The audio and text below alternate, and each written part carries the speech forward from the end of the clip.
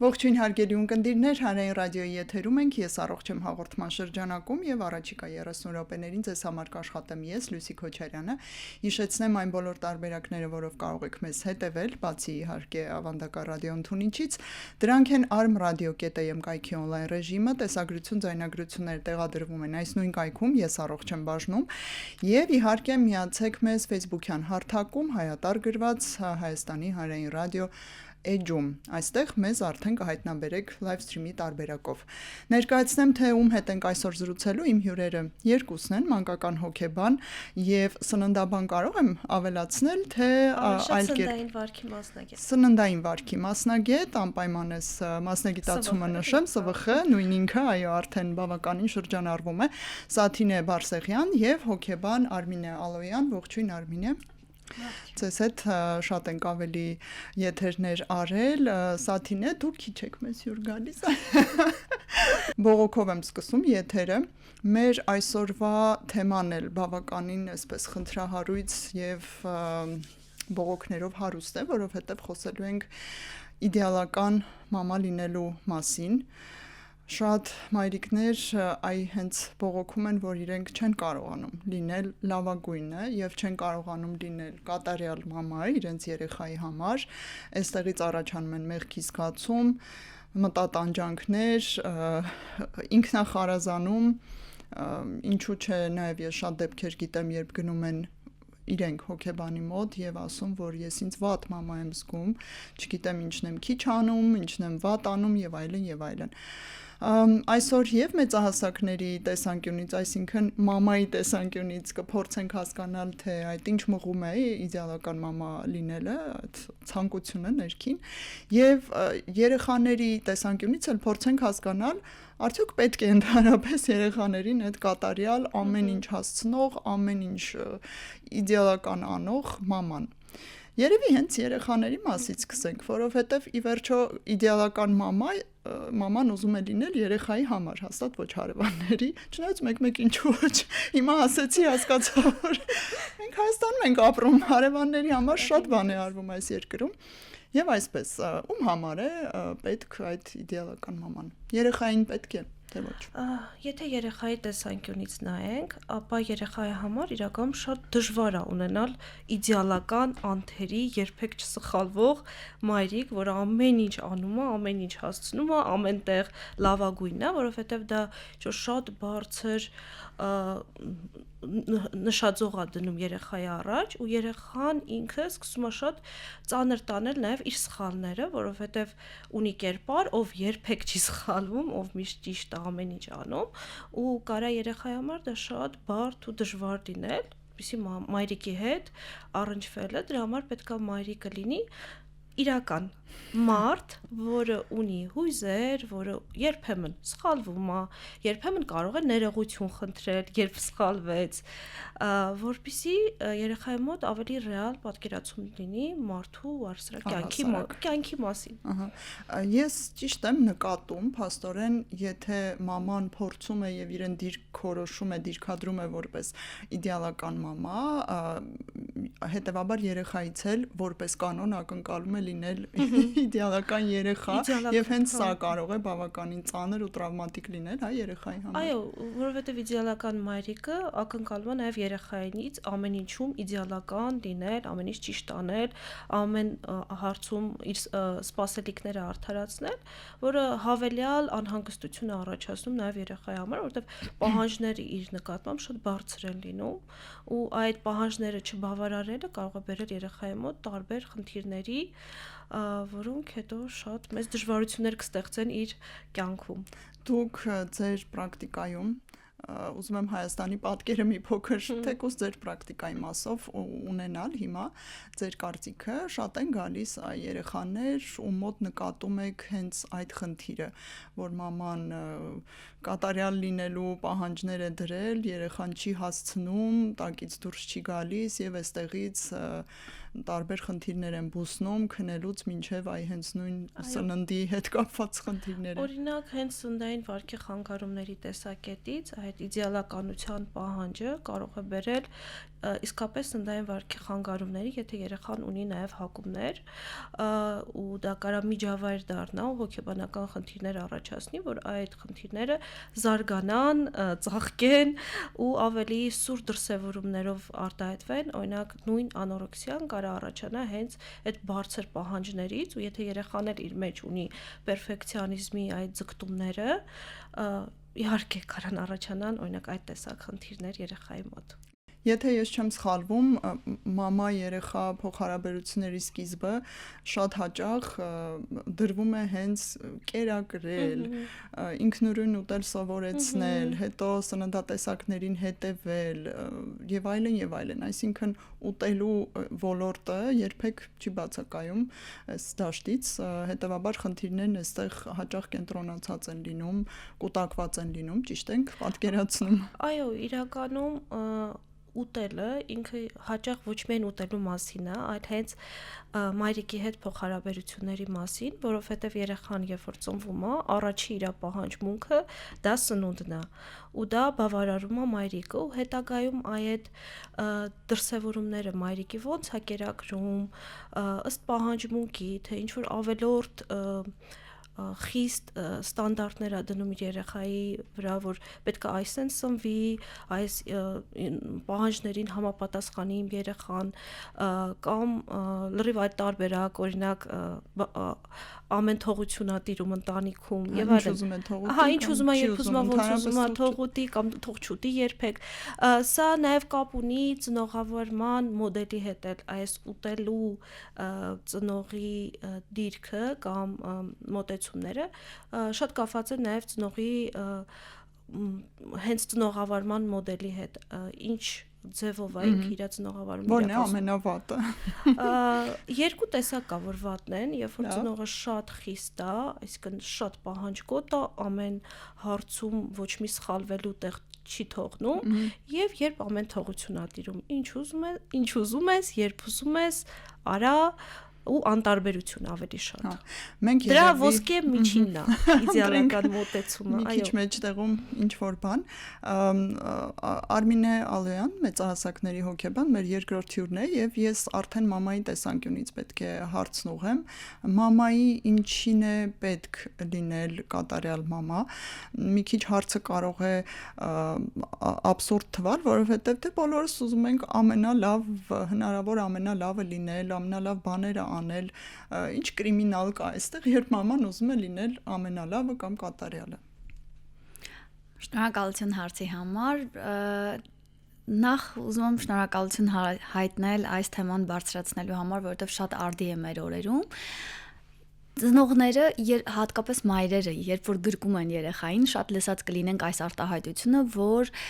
կարևոր չի մենք ինչ գիտելիքներ ունենք, երեխային երբ որ մենք գրկում ենք, մենք այս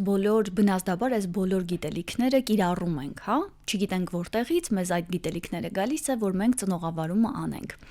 Բայց նաև ուզում եմ ասել, որ հենց երեխային գրկում ենք, այս մեղքի զգացումը, հա, լավ մամա լինելու մենք միանգամից ստանում ենք շատ մեծ չափաբաժնով։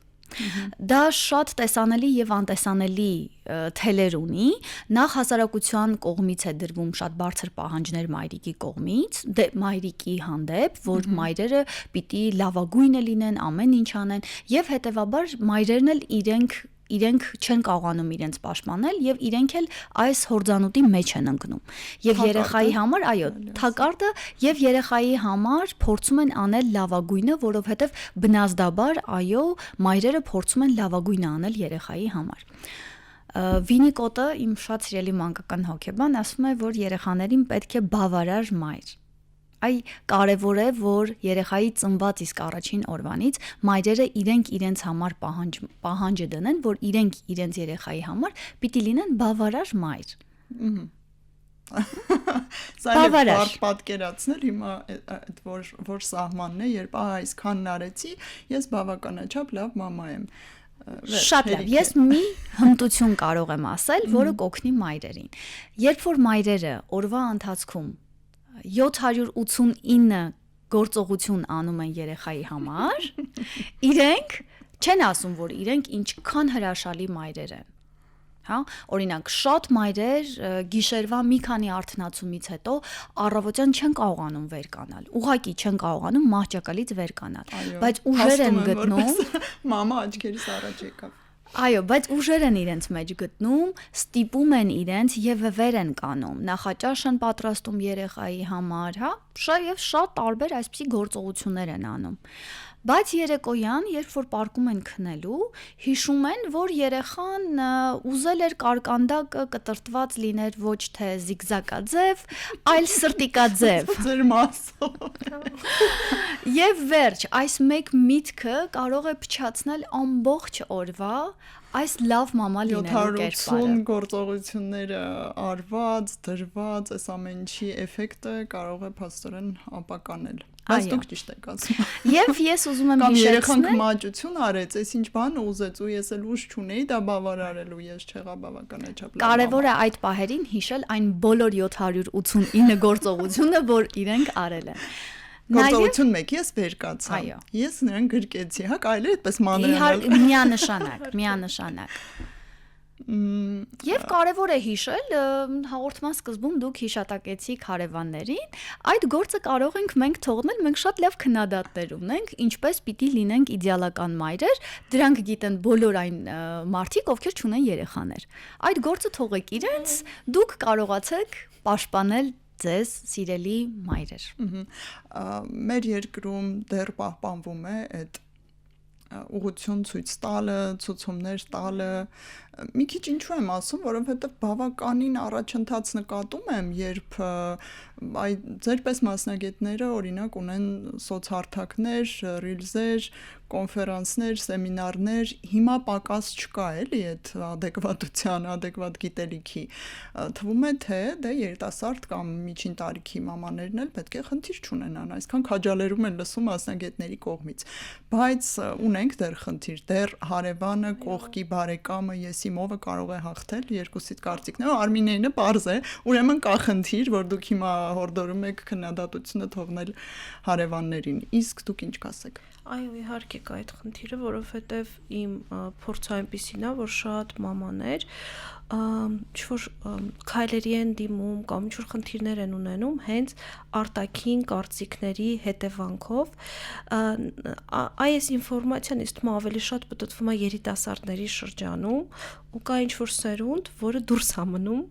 կամ չի վստահում կամ իր մոտեցումները այլ են դաստիարակության ով էր այդ մասնագետը ինչ ասեց ու իրենք են մեծ ազդեցություն ունենում ու հատկապես իրենք ազդեցություն են ունենում այն մայրիկների վրա, որոնք ինքնավստահ չեն, այսինքն իրենք ներքին այդ վստահությունը դեռ չունեն, երիտասարդ նոր մայրիկներ են, դեռ մի երեխա ունեն, նոր են մտնում այդ մայրության մեջ, իրենք շատ զգայուն են այդ արտահայտությունների նկատմամբ, քանի որ իրենք էլ դեռ վստահ չեն, ինչ են անում, ճիշտ են անում, սխալ են անում, ինչ արդյունք կունենա իրենց քայլերը, ու երևի իրենք են ամենաշատը այդ ամենի ազդեցության տակ ընկնում, բայց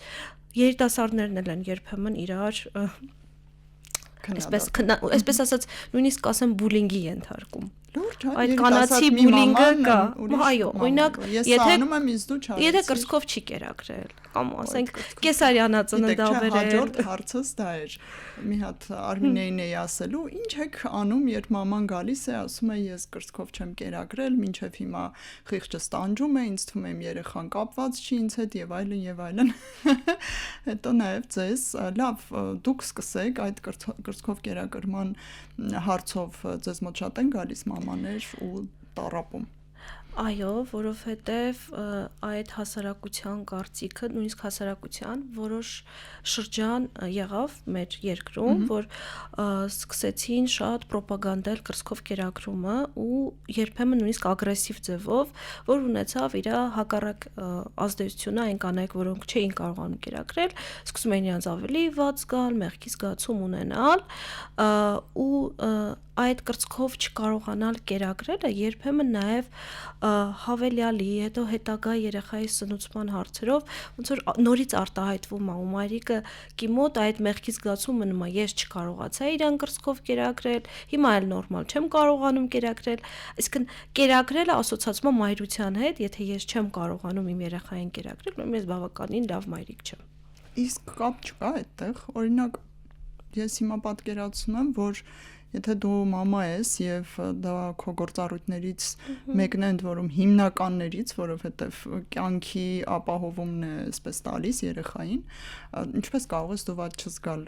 ինչպես կապ չունի լավ մայրությունը կերակրելու գործընթացի հետ։ Որովհետեւ մայրությունը միայն կերակրելը չի։ Մայրությունը միայն չէ, դա նաև մեծ հաստ առանցք է։ Կապն է երեխայի հետ ու դու կարող ես կատնախառնուրդ տալ քո երեխային, բայց լինել ամենալավ մայրիկը, որը կարող է լինել։ Օրինակ կարող է կրծքով կերակրող մայրիկը ավելի քիչ կապ տալ, այսինքն ինքը ավտոմատ այդ գործողությունն են բերել, դնել, կերակրել, այդ կապը չապահովել երեխայի հետ, բայց դու կարաս կատնախառնուրդ տաս, գրկես իրան, շոյես, այդ կապը ստեղծես նույն օքսիտոցին արտադրվի ու նույն այստեղ ավելի շատ հարցը ոչ թե կերակրումն է հենց, այլ ձևը ոնց ես դու դա անում ու ինչ հարաբերություններ ես հենց փոքր տարիքից ստեղծում քո երեխայի հետ։ Արմինե, ինչպես եք դուք աշխատում ահա այսպիսի խնդիրներ ունեցող կանանց հետ, հիմա մամա չասեմ, որովհետև մամա լինելը կնոջ տասնյակ սոցիալական դերերից ընդամենը մեկն է եւ եթե շատ լուրջ խնդիր է լինում այս ոլորտում, դա ազդում է նաեւ կնոջ մնացած սոցիալական դերերի, կյանքի, ընդհանրապես կյանքի որակի վրա եւ այսպես մի փոքր թունավորում մնացած ամեն ինչ։ Ինչից եք խորհուրդ տալիս սկսել օրինակ դիցուկ բանի տեղ չդնել հարևաններին կամ դիցուկ կապը խզել այն բարեկամների հետ, ասում եք, չէ, ես տենց խորհուրդներ կտայի։ Կապը խզել հարևանների եւ բարեկամների հետ շատ լավ է, ես հոգեբան չեմ, շատ ուրախ եմ այդ առիթով։ Հիմա լսենք ինչպես եք դուք սովորաբար աշխատանք տանում այդպիսի կանանց հետ։ Նախ ուզում եմ նշել, որ ոչ միայն մեր երկրում, ամբողջ աշխարհում ցավոք սրտի մայրերը երեխայի հետ շատ հայտնվում են մեկուսացված վիճակում եւ իրենք շատ համայնքային աջակցություն ունեն, որից մենք մեր օրերում կտրված ենք եւ անգամ մեր սերնդակից հասակակից մայրերը երեխաների հետ ճակերտների մեջ վերցած այսպես մնացել են մենակ երեխաների հետ, հա, այն օգնությունը, որ այո, այն օգնությունը, որ տատիկ պապիկների կողմից էր լինում, ցավով պիտի նշեմ, որ ամբողջ աշխարհում, նաև Հայաստանում, հա, շատերը այս պահին ուղակի ծնողները, ամուսնու կամ իրենց աղջկա ծնողները գտնվում են արտերկրում եւ շատերը մենակ են մնում իրենց ծնողավարման մեջ։ Իսկ ծնողավարումը ինքը բազմաթիվ մարտահրավերներով է լեցուն եւ կարեւոր է այս փոխօգնությունը։ Նաև կա մի անտեսանելի ոնց որ օդի մեջ դրված մի շունչ, որ մայրերը օգնության կարիք չունեն, որովհետև իրենք ամեն ինչ կարողանում են։ Դա իրենց գործն է, այո։ Եվ շատ մայրեր ամաչում են ասել, որ իրենք օգնության կարիք ունեն։ Եվ նաև կամ եւս մեկ թունավոր միտք, որ երեխա եթե ունեցել ես վերջ, այլևս ոչինչ քեզ չի կարող երջանկացնել բացի երեխայից։ Եվ ինչպես դուք նշեցիք, սա մեր սոցիալական մի դերն է եւ ծնողավարման մեջ մայրության արձակուրդում գտնվող կանայք այս 3 տարիների ընթացքում կամ 1.5 տարիների 6 ամիսների որքան ժամանակ իրենք կարողանում են գտնվել մայրության արձակուրդի մեջ զգացվում է տպավորություն, որ աշխարհը կանգնել է եւ իրենց համար ոչինչ չի փոխվում, որովհետև նաև այդպիսի միջավայր է ստեղծված, որ ծնողավարման մեջ գտնվող մայրերը գտնվում են ոչ մրցակից վիճակում, բայց ես ուզում եմ նշել ճիշտ հակառակը, իրենք շատ մրցակից վիճակում են գտնվում, որովհետև սովորում են մեկ ձեռքով բոլոր գործողությունները անել, այո, եւ իրենք ուզում եմ, որ մայրերը միշտ հիշեցնեն իրենց, որ իրենք այն հնտությունները, որոնք սովորում են ծնողավարման ընթացքում, ոչ մի կազմակերպությունում մենք այդ փորձառությունը չենք ունենում եւ հաջորդ աշխատանքներում վաճառքի օրինակ մասնագետները միշտ գիտեն, որ 2 երեխաներով միայնակ մայրը դա լավագույն վաճառողն է, հա, եւ իրենք գիտեն, որ այդ կինը միշտ մոտիվացիա ունի, որտեվ ունի տանը 2 երեխա, հա, բանակցել, լեզու գտնել, ընդհանուր հայտարարի գալ, այո, առավոտյան բան գովազդել երեխայի, որ նա ուզի, չէ։ Այո, այնպես որ կխնդրեմ, որ մայրերը, ովքեր գտնվում են մայրության արձակուրդի մեջ եւ իրենք այդ զգացողությունը ունեն, որ ոչ մի զարգացում չի լինում, ոչինչ չի փոխվում իրենց կյանքում, լճացել են, այո, եւ քանի որ նաեւ գիշերային քնի դեպքում, հա, այդ կիսատ քնի դեպքում նաեւ մենք ինֆորմացիա ենք դանդաղ սկսում հասկանալ, սկսում ենք դժվարությամբ կարդալ եւ այլ նմանատիպ խնդիրներ են լինում եւ կանայք շատ խոցելի վիճակում են գտնվում։ Միշտ կարեւոր է, որ իրենց հիշեցնեն, որ սա շատ ժամանակավոր շրջան է եւ բոլոր այն գործողությունները, որ իրենք չեն կատարել մայրության շրջանում, սա կրկնապատկվում է եւ եռապատկվում է, ուղղակի կխնդրեմ իրենց հանդեպ հոգատարությամբ լցված լինեն եւ քննադատությունները հիշեն, որ շրջապատի մարդիկ կանեն, որքան կարող են կխնդրեմ մայրերը, որ իրենց հանդեպ այդ ինքնախնամքը եւ ինքնահոգատարությունը անեն եւ իրենց համար բացի մամա լինելուց օրվա ընթացքում գտնեն 10 րոպե, որ իրենք ուղակի իրենք են, ինչ կարող է իրենց երջանկացնել, ուրախացնել եւ հանգստացնել։ Օրը 10 րոպեն միայն բավարար կլինի, որ մենք կարողանանք մեր ռեսուրսները վերականգնել։ Ու դա էլ է, գիտեք, մեղքի զգացում առաջացնում, երբ մաման մի պահ պոկվում է այդ մամադերից, օրինակ տանից դուրս է գալիս, ի վերջո որոշում է, որ այսօր գնում եմ ես իմ դա բյութի պրոցեդուրա կլինի, թե ընկերների հետ սրճարան կլինի, ու այդ մեղքի զգացումով նստում ես, որ ես թողել եմ իմ երեխային սեփական հոր հետ։ Մեզ մոտ մի քիչ էլ այդ բանը կա, չէ, որ կարծես թե հայրը հաշիվ չլինի, թե ինչի, չգիտեմ, բայց ոչինչ փոխվում է այս մշակույթը կամաց-կամաց, նույնիսկ նաև ձեր շնորհիվ, որովհետև հիմա շատ է քարոզվում, որ պապան չի օգնում, պապան մասնակցում է եւ հավասարաչափ մասնակցություն ունի երեխայի մեծացման գործընթացում։ Սաթինե մի այսպիսի շատ անհանգստացնող հարց կատարյալ կամ բավականաչափ լավ մամաներին։ Բավականին լավ մաման որ տարիքից ուղարկի երեխային մանկապարտեզ, որ խիղճը չտանջի, այդպես երեխան դաժան չհարմարվի մանկապարտեզին, այսօր ինչ որ համընդհանուր առաջարկ կա մանկական հոգեբանների կողմից։ Պետք է առաջին հերթին հասկանալ մանկապարտեզը ումա պետք։ Մայրիկին է այս պահին պետք, որ ինքը տա երեխային մանկապարտեզ, թե երեխան արդեն սոցիումի կարիք ունի ու ուզում է շփվել ու հետաքրված է հասակակիցներով կամ առհասարակ տարբեր մարդկանցով, որ շփում իրականացնի, ու եթե մայրիկին է պետք, այստեղ արդեն մեղքի զգացում պետք է չլինի, որովհետև երեխայի համար ավելի լավ է ունենալ adekvat, լավ տրամադրություն ունեցող մայրիկ, քան 24 ժամ գտնվել մայրիկի հետ, բայց մայրիկը անդադ նյարդայնանա, ջղայնանա, ու երեխան ամբողջ օր ասենք մուլտ նայի, այդ դեպքում ավելի լավ է երեխան թեկուզ 1.5 տարեկանից գնա մանկապարտեզ, քան մնա մայրիկի հետ, որի դեպքում ոչ մայրիկին լավ կլինի, ոչ երեխային լավ կլինի, ու այստեղ ամենակարևոր հարցը պետք է հասկանալ, մայրիկը կարող է ապահովել երեխային բավարար այդ շփում, զբաղմունքներ, նույն այդ համայնքը, կա համայնք, որը կլինի երեխայի հետ, տատիկներ, հոր եղբայր, հոր քուր, հայրիկ, մյուս հասակակիցներ, բակ, եւ այլն, քննադատող իրենց երեխաների հետ, նայած։ Այսինքն մայրիկը կարող է կազմակերպել այդ ամենը, եթե ոչ, ու մայրիկը գիտակցում է, որ ոչ չի ստացվում երեխայի հետ իրենք երկուսով են տանը, ավելի լավ է երեխան գնա մանկապարտեզ, ու մանկապարտեզի հարցում մի հատ շատ կարևոր կետ կա, երբ երեխային մայրիկը տանում է մանկապարտեզ ու մայրիկը չունի մեղքի զգացում ու վստահում է այն հաստատությանը, որտեղ տանում է, ամեն ինչ շատ հեշտ է ստացվում։ Երեխաները զգում են այդ մեղքի զգացումը, այդ ցավը մամայի, վախերը եւ այլն։ Դա այդքան զգալու մեջ չի, ինչքան օրինակ մայրիկը անհանգստանում է այդ մանկապարտեզի հետ կապված, ու այդ օրը օրինակ լարված է, անհանգիստ է, դա հա երեխան նկատում է։ Ու հետո հաջող ասելուց երեխային մայրիկի այդ տագնապը զգացվում է, հայացքն է երեխան ֆիքսում, մարմնի այդ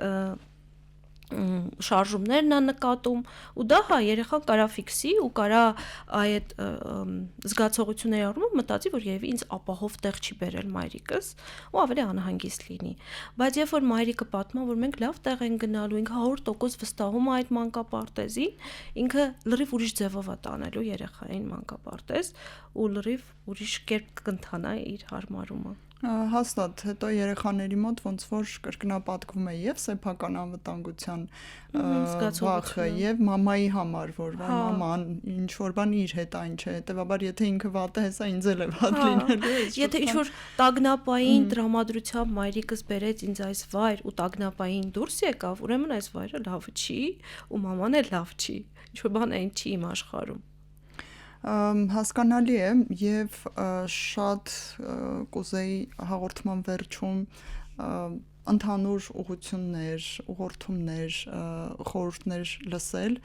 մամաների համար, ովքեր մեզ հենց հիմա լսում են, դու կարող եք նաև օգտագործել ձեր նեղ մասնագիտացումը եւ ինչ որ ցուցումներ տալ հավելյալ սկսելու որն է իդեալական սկիզբը եւ հա որին պետք չի հետեւել, որն է բավարար, լավ, նորմալ, դրական, որի վրա պետք է հանդարտվել արդեն եւ համարվել լավ մամա, այսպիսի վերջին խոսքեր ուզեի լսել եթերի ավարտին։ Երեխայի ուտելը ու առհասարակ իր այդ ուտելու սովորությունները մայրիկները շատ վերցնում են իրենց վրա, որ ես եմ այս ամեն ինչի պատճառը, ես եմ այս ամեն ինչը արել եւ այլն։ Բայց իրականությունը այն է, որ այստեղ տոկոսային մասեր կա, որոշ չափով ծնողը ազդում է, բայց կան նաև գենետիկ նախատրամադրվածություններ, կան ֆիզիոլոգիական խնդիրներ ու կա նաև սոցիում ու հասարակություն, որն էլ իր ձևով է ազդում ու մայրիկի հենց այս մեղքի զգացման ու լավ վատ մամա լինելու առումով շատ կարևոր է, որ այդ ամեն ինչ ամենազորի այդ դերը մայրիկի իր վրա չվերցնի, որովհետև իրականությունը այդպեսին չի, ինքը բնականաբար ազդում է իր երեխայի վրա, բայց ոչ այնքան, ինչքան երբեմն թվում է։ Այսինքն երբեմն պետք է համակերպվել, որ երեխան այս ինչ բանը չի ուզում, չի ուտելու, ինչ բանը չի սիրում, գուցե գենետիկ տրամադրվածություն ունի երեխան, այդպես լինում է իրականում, գուցե օրինակ հայրիկի մոտ կա այդ հակումը, չի սիրում օրինակ պանիր ու երեխան է կատնամուտք չի սիրում բացարձակ։ Ուտեղ մայրիկի մեղքը բացարձակ օրինակ չկա։ Ու նույնիսկ եթե կա, օքեյ, այսպես է ստացվել, կփորձենք շտկել, կստացվի, չէ, հանգիստ թողնենք իրավիճակը, հա։ Ավելի շատ այսպես մեղքի զգացումը հիմնականում անցնում է, երբ որ մայրիկը մեղքի զգացումից անցնում է պատասխանատվության։ Եթե մնում է մեղքի զգացման մեջ, զոհի դիրքում, սենց է ստացվել, ես մեղավոր եմ եւ այլն, բայց երբ որ ինքը գիտակցում է, որ հա մի բան այն չի գնացել կամ միտեղ վրիպում է տեղի ունեցել, բայց ես կարող եմ վերցնել պատասխանատվությունը ու փորձել ուրիշ կերպով արդեն վարվել կամ գտնել օգնություն, աջակցություն մասնագետները շատ են կան այս ինֆորմացիա գտնել ու փորձել դեպի այլ կողմ տանել իրավիճակը։ Լավ, եւ այս դեպքում կլինենք բավականաչափ լավ մամա, Արմինեին էլ լսենք, իհարկե դուք արդեն ինքնախնամքի վերաբերյալ բավականին լավ օգտակար շահավետ մամաների համար խորհուրդներ տվել եք, ինչ որ բան կուզեք ավելացնել, միգուցե այլ ուղղություններով։ Այո, չնայած նրան, որ շատ մասնագետներ ունենք եւ շատ ինֆորմացիա կա, բայց նաեւ ուզում եմ եւս մեկ կետ առանձնացնել, այս շատ ինֆորմացիաներ շատ դեպքերում մայրիկներին տալիս է հավելյալ խոճապի զգացում, որովհետև շատ իրար հակասող մեկ-մեկ ինֆորմացիաներ են լսում եւ չենք կարողանում հասկանալ դրանցից որ մեկն է մերը։ Ուզում եմ խնդրել մայրիկներին շատ վստահեն իրենց ներքին ձայնին, իրենք են իրենց երեխաների հետ 24/7 իրենք են լավագույն թերապևտը, լավագույն հոգեբանը եւ լավագույն սննդաբանը, մասնագետը իրենց երեխայի համար, եւ եթե իրենք մայրական իրենք կարողանան վստահել իրենց մայրական կանխազգացումներին, որովհետեւ շատ դեպքերում մենք տեսնում ենք, որ հենց այս մոտեցումներն են, որ օգնում են մայրիկներին այս վստահությունը ձեռք բերել եւ այո, եթե կարիք կա, նաեւ դիմեն մասնագետների, չամաչեն օգնության դիմեն։ Շատ հաճախ մայրերը ամաչում են դիմեն օգնության, որովհետև այդտեղ կբացահայտվի, որ իրենք ինչ որ հարցում թերացել են, ուզում եմ խնդրել մայրիկներին, որ հիշեն, որ գյուղ է պետք երեխաներին մեծացնելու համար եւ իրենք շատ համայնքի աջակցությունը ունեն։ Կարողանան գտնել մարդիկ, որ իրենց կողքը կարողանան լինեն եւ իրենք օգնության դեպքում իրենք կարող է ամբողջ ընթացքում օգնություն չխնդրեն, բայց միտքը պետք է ունենան, որ ցանկացած հարցի դեպքում իրենք ունեն մարդ, ում կարող են դիմել։ Սա շատ է ուժեղացնում։ Ես էլ իմ կողմից մեզ լսողների համար հատուկ նշեմ, հոգեբանները մանկական եւ մեծահասակների լավն են համարվում այն պարտադիր կետի դեպքում, եթե չեն մեղադրում, այսինքն լավ հոգեբանը երբեք չի մեղադրի ձեզ, սա էլ կարող է ձեզ համար ուղեցույց լինել, դուք լավ հոգեբանի հետ եք համագործակցում, թե չէ։ Մանկական հոգեբանը եւս ձեզ չպետք է որ ասի, այ դուք եք մեղավոր, ձեր պատճառով է այսինչ վիճակը եւ այլն, ու պիտի ձեզ աջակցի։ Մեծահասակների հետ աշխատող հոգեբանն էլ առավել եւս չպետք է զբաղվի ձեզ մեղավոր հանելով։ Դա հիշում ենք, չէ, հարևանների գործներ։ Եվ անցնում ենք առաջ։ Շնորհակալություն, մենք զրուցեցինք այսօր հոգեբան Արմինե Ալոյանի եւ մանկական հոգեբան, ինչպես նաեւ սննդի վարքային խանգարումների մասնագետ Սաթինե Բարսեղյանի հետ։ Ձեզ համար աշխատեց Լուսի Քոչարյանը, ցտեսություն բոլորին։